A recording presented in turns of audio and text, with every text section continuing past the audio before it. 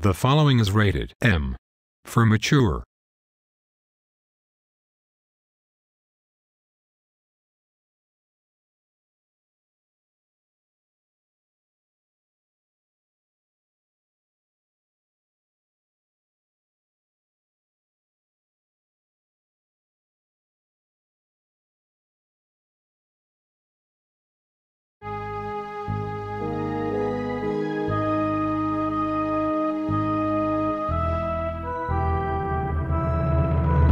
I have a bad feeling about this.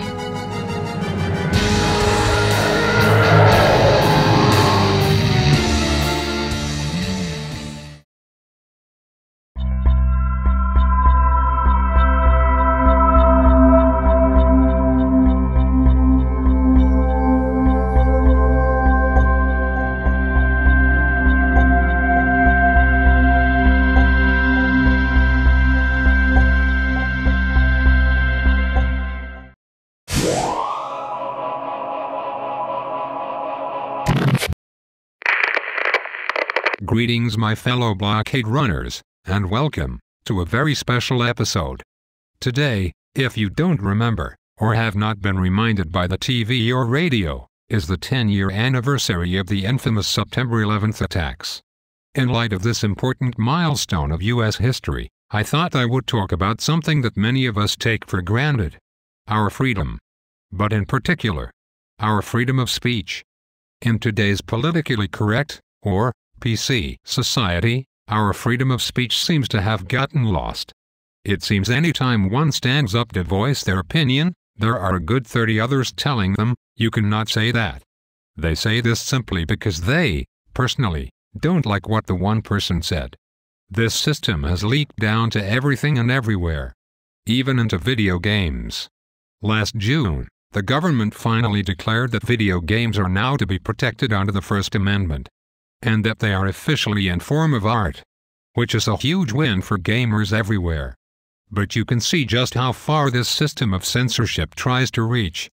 I am sure some of you are asking yourselves, "I am here for Old Republic talk, why is he telling us this?"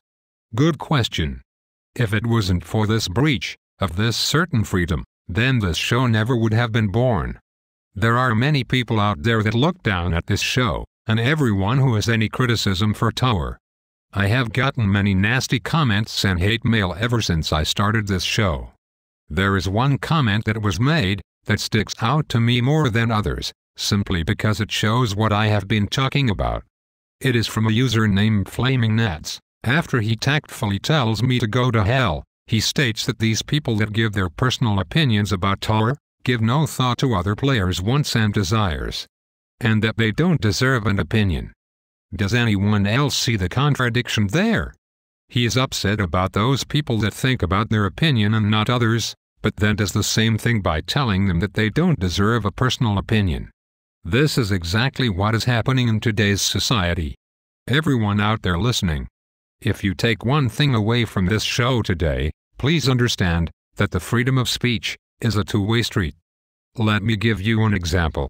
I personally can't stand when guys wear their pants below their asses. I just don't get it, never have, never will. I think it makes them look sloppy and uneducated. And I am not the only one.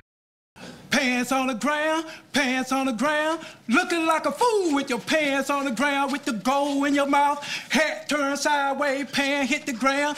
Call yourself a cool cat, looking like a fool, walking downtown with your pants on the ground. Get it up. But anyway, unlike the people who leave me these comments and hate mail, I actually respect other people's freedom to express themselves.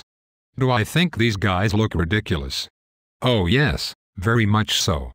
But they have the freedom to express themselves however they see fit, regardless about how myself, you, or their poor mothers feel.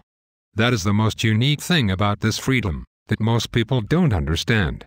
Some people think they have the freedom, but others do not. It is not an excuse just to say something hurtful to other people and get away with it. It's a right that was, is, and always will be fought for. Don't abuse something that so many has died in order for you to have, but instead be thankful, so you can embrace and accept it. But embrace all of it. In closing, I know there has been much talk about September 11th over the past 10 years. Many different ideas about what actually happened that day. Regardless of your beliefs, I only hope you send your thanks out to those who have sacrificed so much, including the firefighters and police officers on the ground, who tried saving as many people as they could. Imagine searching through burning rubble days at a time, hoping the next rock you turn over will reveal a person who was actually alive. Also give thanks to veterans everywhere. Those who risked, and still are risking their lives every day, for years at a time, trying to protect this country from another attack by facing the enemy head-on. Over the years, people have asked me what they can do to show their support. Honestly, it's not sending care packages of candy and socks. Not saying those things are bad. They definitely come in handy. But the one thing above all else that will show that you care is thank them. If you see a serviceman in uniform walking through an airport, stop them, shake their hand and simply say, "Thank you." You will make their day, you really will. Lastly, let's try to never forget this day. For those who have lost. For those who were lost. For those who have sacrificed. And for those who are still sacrificing. Let us not forget. History always repeats itself, but let's try to remember any mistakes we might have made, as a person, and as a country, so we don't end up repeating them. I know this episode was not what you thought it was going to be. But I hope you might walk away from this with a little more respect for things that we take for granted and abuse way too much today. Until next time, my fellow blockade runners, this is CR91, signing off.